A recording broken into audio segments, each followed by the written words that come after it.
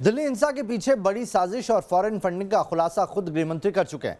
दंगे की फंडिंग के मामले में पॉपुलर फ्रंट ऑफ इंडिया के अध्यक्ष और सचिव को गिरफ्तार भी किया जा चुका है। कल संसद में गृहमंत्री अमित शाह ने दिल्ली दंगों पर बयान दिया था और आज राज्यसभा में उन्हें बयान देना है। ये सीधे राज्यसभा का रुख करते हैं। अभी मैंने सभी सदस्यों के भाषण सुने हैं, उसमें सबसे पहला सवाल काफी सदस्यों ने उठाया, मैं इसको कोई गैरवाजिब सवाल नहीं मानता हूं कि इतनी देर सरकार ने सदन में चर्चा के लिए क्यों की। 25 तारीख को दंगे समाप्त हुए, 2 तारीख को सदन चालू हुआ, इमीडिएट इसकी चर्चा क्यों नहीं की गई? और वो पूछने का अधिकार है और जवाब देना हमारा फर्ज भी है, धर्म भी है। मान्यवर, मैं इतना कहना चाहता हूं कि 24 तारीख दोपहर को ये रिसेंट दंगों की पहली सूचना आई और अंतिम सूचना 25 तारीख की रात्रि को 11 बजे आई। सिब्बल साहब ने मुद्दा उठाया, मैं इसका बाद में जवाब दूंगा, परंतु मैं रिकॉर्ड की बात कह रहा हूं कि 25 तारीख की रात को 11 बजे सूचना आई। तो 2 तारीख को जब सदन शुरू हुआ तब दंगे समाप्त हो चुके थे। दंगों को समेटने के रास्ता साफ करना, उनका रिहेबिलिटेशन, उनके पुनर्वसन की चिंता, ये सारी प्रक्रिया चल रही थी। दंगे चलते हो और दंगों के लिए किसी के सुझाव लेने हो, कोई चिंता व्यक्त करनी हो, तो तब तो ये लाजमी है कि तुरंत ही इसकी चर्चा कराई जाए। परंतु जब दंगे समाप्त हो गई थी, पुलिस दंगों के कराने वालों के पीछे, जांच के पीछे लगी थी। डॉक्टर जो घायल थे उनको अच्छा करने में लगे थे और सामने होली का त्योहार भी था। होली के त्योहार के वक्त इस देश में कई बार दंगे भी हुए हैं और होली का त्योहार सद्भावना का भी त्योहार है। तो उस वक्त ये बहुत जरूरी था कि होली के त्योहार के वक्त ऐसी कोई चीज कहीं आइदर और साइड से ना आए कि जिसके कारण फिर से भावनाओं का भड़कना हो।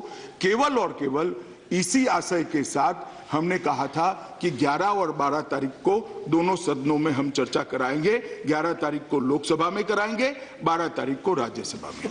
इसके पीछे चर्चा से भागने का ना विचार था ना हो सकता है, क्योंकि सदन के अंदर चर्चा करना बहुत जरूरी है। सदन जब मिल रहा है तब चर्चा होनी चाहिए। इसी सत्र में चर्चा के लिए हमने समय पहले से सभापति महोदय को निर्धारित कर हमारे पार्लियामेंट्री अफेयर्स मिनिस्टर ने बिजनेस एडवाइजरी कमेटी की और ऑल पार्टी डेलीगेट्स की जो हमारी मीटिंग थी उसके अंदर कह दिया था। तो कहीं पर भी इस चर्चा के माध्यम से ये संदेश न जाए कि हमने चर्चा क्यों देरी करी, कुछ छिपाना था, कुछ भागना था, कुछ चीजों को हम सील्ड करना चाहते, ऐसी कोई बात नहीं थी। इस डेमोक्रेसी के अंदर, भारत के अंदर हमारी लोकतंत्र धीरे धीरे अब इस स्टेज पर पहुंचा है जिसमें कोई भी चीज को कोई छुपा नहीं सकता, छुपाना चाहे तो भी नहीं छुपा सकता। कम से कम इसका मुझे पूरा संज्ञान है मान्यवर। इसलिए किसी से भागने का सवाल नहीं था, केवल दंगे और न हो जाए और पुलिस का ध्यान, प्रशासन का ध्यान पूरा पुनर्वसन के लिए उनकी फिर से अपनी जगह पे अच्छे से बसाने के लिए और उनकी इलाज के लिए और दंगाइयों को पकड़ने के लिए रहे, इसीलिए हमने समय मांगा था। मान्यवर, दूसरा बड़ा सवाल जो मैं एक एक सदस्य के नाम से कोई जवाब नहीं दे रहा हूं, मगर जो मीन निकल कर आया है, मैंने सब लिखा है, जो मीन निकल कर आया है इसका कह रहा हूं। उन्होंने कहा रायट्स, सब सदस्यों ने चिंता व्यक्त की कि रायट्स हुए उसके बाद में और रायट्स हो रहे थे उस वक्त रोकने के लिए क्या किया गया, और जिन्होंने रायट किए हैं कहीं इसको कोई आइडियोलॉजी के आधार पर, पार्टी के आधार पर सील तो नहीं किया जाएगा, कहीं निर्दोषों को फंसाने का कार्यक्रम नहीं होगा, कहीं जो अपने पराये के साथ कोई जांच तो नहीं होगी। इस प्रकार की भी शंका आशंकाएं सदस्यों की ओर से हुई है। मैं सबसे पहले मान्यवर, जो अब तक कार्यवाही हुई है वो सदन के सारे सदस्यों के ध्यान पर रखना चाहता हूं। मान्यवर, दंगों के उपरांत अब तक 700 से ज्यादा एफआईआर रजिस्टर कर दी गई है और जिसने भी एफआईआर दिया है उसकी एफआईआर रजिस्टर करने में पुलिस ने कभी भी ना नहीं की है। एक बात, कपिल सिब्बल जी ने एफआईआर नंबर 80 का मामला उठाया। बहुत सारे थाने हैं, कौन सी 80 नंबर की एफआईआर, मैं इसको ध्यान से देखकर व्यक्तिगत रूप से सिब्बल साहब को फोन जरूर कर दूंगा। परंतु कई एफआईआर में इस प्रकार के मामले हुए कि एक एफआईआर रजिस्टर हो गई, दफाएं ठीक है, मगर दूसरा दिखने वाला भी एफआईआर लगाने आता है तो उसका स्टेटमेंट लिया जाता है और साथ में अटैच किया जाता है, क्योंकि एक गुना पर जब एफआईआर रजिस्टर हो चुकी है, दफाएं भी जो उनकी अलग कंप्लेन आई है इससे मैच करती है, मानो 302 लगती है तो 302 ऑलरेडी लग चुकी है, तब एक अलग एफआईआर नहीं कर सकते क्योंकि गुना एक ही है, मगर उनके स्टेटमेंट को एफआईआर के काम के लिए, जांच के काम के लिए रिकॉर्ड पर लेने की प्रक्रिया हो रही है।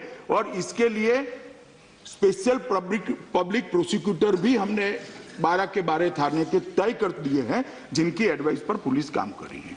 तो 700 से अधिक प्राथमिकी दर्ज करने का काम पुलिस ने समाप्त कर दिया है और बहुत तेजी से कार्यवाही मान्यवर किया है।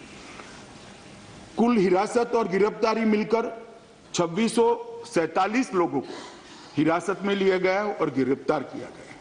मान्यवर, गिरफ्तारियां जो हो रही है वो बिल्कुल साइंटिफिक तरीके से एविडेंस के आधार पर हम कर रहे हैं। हमने दंगे समाप्त होने के दूसरे ही दिन एक एडवर्टाइज दी थी, आम जनता को दी थी, और पुलिस आयुक्त ने सभी मीडिया हाउस को फोन कर रिक्वेस्ट की थी कि जिसके पास दंगे का कोई भी वीडियो फुटेज हो, किसी भी प्रकार का क्लिपिंग हो, तो कृपया ये ईमेल एड्रेस पर आप भेज दीजिए, इस व्हाट्सएप पर भेज दीजिए, और आइदर और साइड से, समाज सेवियों की ओर से, मीडिया कर्मियों की ओर से, जनता की ओर से और जनता के सभी वर्गों की ओर से लगभग ढेर सारे फुटेज हमारे पास उपलब्ध है, जिसका हम डिटेल स्क्रूटनी कर रहे हैं। 25 कंप्यूटर के अंदर इनकी स्क्रूटनी की जांच दिल्ली पुलिस के हेडक्वार्टर पर हो रही है। तो इससे एक बहुत बड़ा साइंटिफिक एविडेंस हमें मिल रहा है। और मैंने जैसे पहले कल कहा था, ओबरायन साहब ने एक थोड़ी आपत्ति भी दर्ज की कि भाई फेस आइडेंटिफिकेशन के आप जो सॉफ्टवेयर का उपयोग कर रहे हो, इसमें निजता का भंग हो रहा है। मान्यवर, निजता के भंग का मैं बहुत सम्मान करता हूं।